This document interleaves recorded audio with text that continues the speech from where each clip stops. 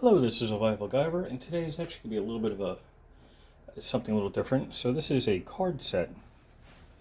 Regular playing cards, 52 cards, that have, the denomination and the suit. And they have some information about it, and I'm going to show you about that in just a moment. And they also have pictures on the other side.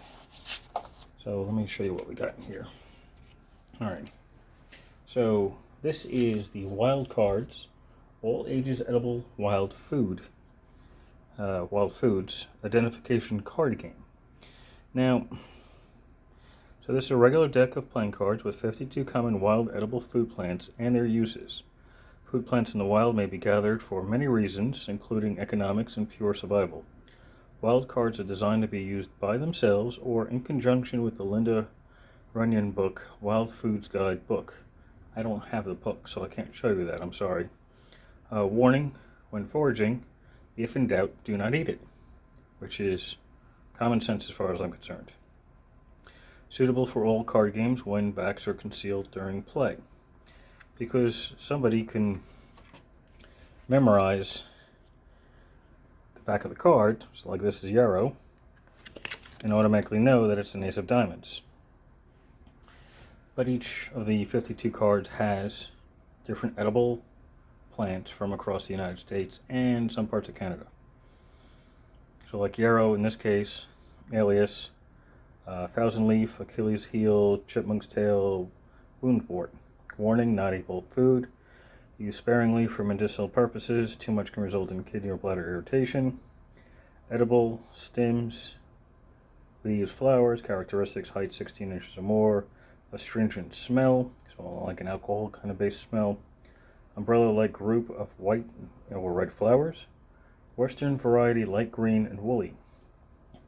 Always, warning, always crush and sniff for a characteristic astringent smell, which distinguishes this plant from dangerous poison lookalikes. So yeah, there's actually the poisonous version of this by me. So uses as antiseptic, tonic purifier. 1 cup tea has stimulant qualities, several cups of coffee. Stems you could roast for a crispy stimulant. Dry for tea. Leaves you could steep raw or dried for tea. Hints, 1 cup of yarrow tea usually is sufficient as a stimulant. So you also notice there's a hole on top of all the cards. And that is for, where is it here? It's for this chain.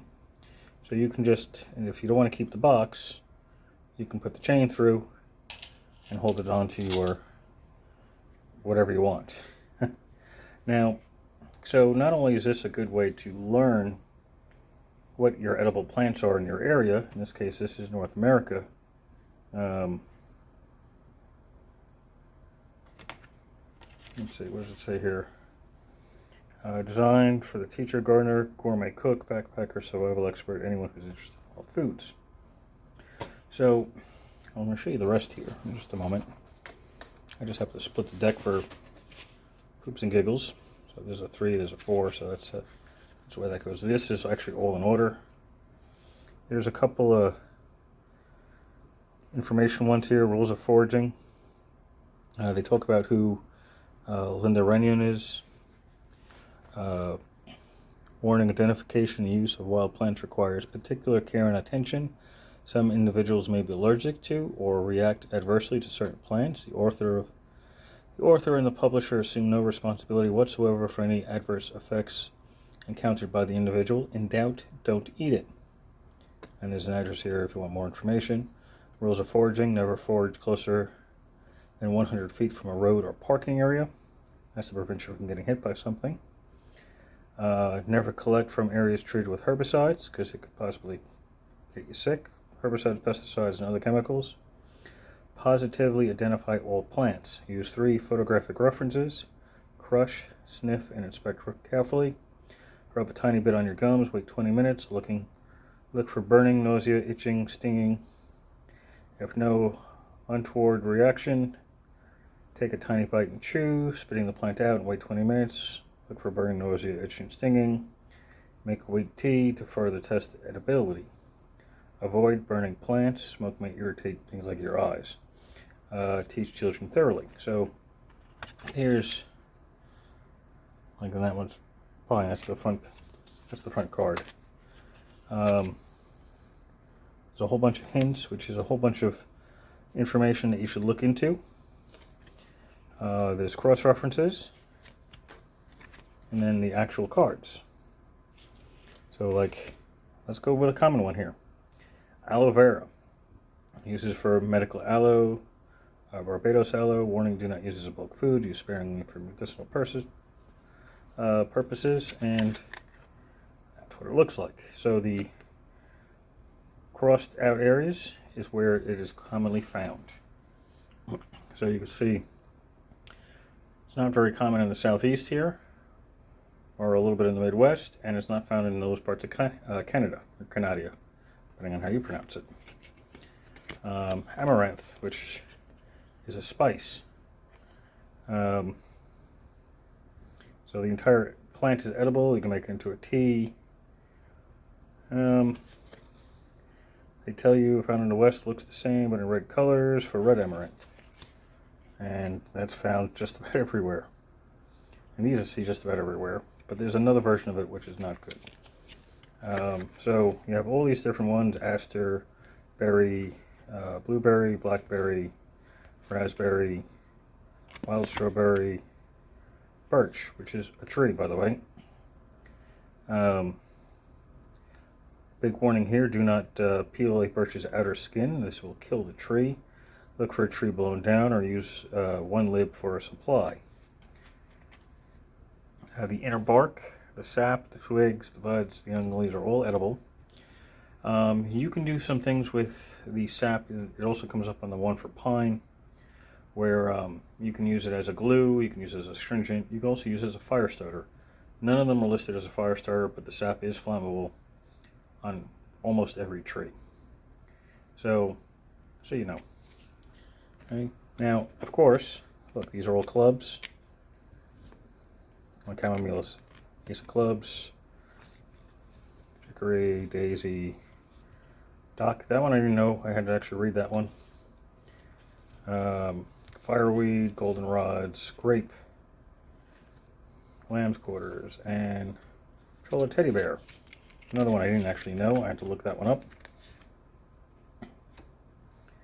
Which is only found, looks like, in California, maybe Washington, Oregon. Okay, it's not the right way to call it, not cholla. I cannot think of the proper pronunciation, but when I went to Arizona, they had things like that. They'd actually shoot needles at you. If you got close enough, the heat from them would actually rip the needle out and embed them in your leg. But here we got hearts. So there's pine, as I was saying, that was in there earlier. Prickly pear, primrose, and then diamonds. So not only can you learn something from all of these cards, you can learn identifications, you can use them as actually play a game with them, like poker, and learn the process. Again, though, if you want to play poker against somebody, like you should anyway, if they memorize the backing, they automatically know what cards you have. Although playing solitaire is fine on this end. Although, if you remember what's on the back, then you could do really well in solitaire as well. But this would be good for kids.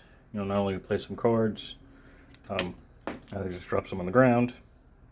Okay, pick that up. So you could teach kids not only how to play a game, keep their mind off maybe a serious situation, also for survival, basic education, which is also important. Learn how to identify plants, even if you don't decide to eat them. Just being able to identify them can help you out with all sorts of things as well. Milkweed is really common by here.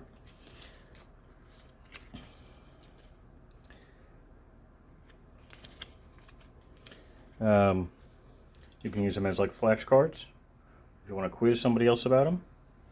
Like, what is that plant? Well, obviously it says aloe vera. You just have to put your finger on the bottom of it. But tell me something about it. Well, typically if you use them for medicinal use. Great. What else? Well, now we know. There's all sorts of stuff on it. So, this is a good training tool. It's also a good way to pass the time. Say if you're got lost hiking and you decide to sit there waiting for somebody to find you, at least you have some cards to play with, and in the process maybe learn about your surroundings. It might come in handy. So these are the wild cards for edible foods, all ages. Now, I'm going to put a link in the description to Amazon for these, because I haven't found them anywhere else. I actually got these as a gift. So you actually see right through the box. See right through the box for that. Obviously, I can't do this on camera, apparently. There we go. So you can connect this to your keys, to your backpack, whatever you want. All right, make yourself a little connector for it. But that's it. That's the wild cards for all ages of edible wild foods. I'll try to pick up the book at some point in time. And I'll do that as a review as well on one of the book review Thursdays. And see what we got. But that's it. Any questions or comments, leave them below, and I will answer them as soon as I can. Of course, like this if you haven't already, and subscribe if you haven't already. There'll be more cool stuff coming out very soon. So thank you for watching, and have a glorious day.